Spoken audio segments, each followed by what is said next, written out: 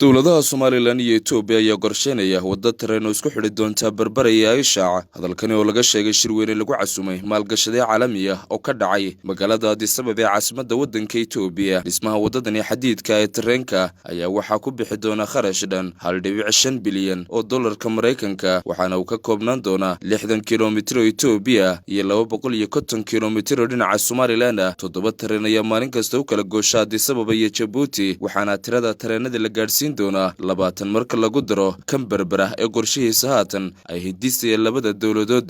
Wadda tareeneedkan isku xidhaya Somaliland iyo Ethiopia ee la hirgelinayo ayaa waxaa maamulaha maalgashiga wadooyinka Ethiopia Dr. Fershiweta uu sharaxay mashruuca waddada tareen ee Aysha iyo sidoo kale Berbera. Mashruucani oo laga dhisayo wadda tareen oo dhererkeedu dhan yahay 310 kiiloomitir oo ka soo baydhaya khadka tareenka ee isku xidha Addis Ababa iyo Djibouti, waxa uu isku xidhi doonaa magaalooyinka Aysha iyo sidoo kale magaalada kadeedka caalamiga ee Berbera, waxaana uu ka koobnaan doonaa 60 kiiloomitir oo Ethiopia dhexmara iyo 250 kiiloomitir oo Somaliland soo dhexmara. Mashruucani waxa uu kor u qaadi doonaa khadka isgaarsiineed ay u marto alaabta ka soo degta dekadda weyn ee Berbera, taasi oo kharashka ku kacaya uu gaarayo isla markaasina lagu qiyaasay 1.5 bilyan oo dollarka Mareykanka. Sidoo kale mashruucani ay dalka Ethiopia u furi doona waddo kale oo ay soo marto alaabta dekadda uga timaada, iyadoona ay horay Somaliland iyo Ethiopia u wada hirgeliyeen dhismaha waddada Berbera corridor oo haatan dhismaheedu maraya meel fiican isla markaasina noqon doonta marin ganacsi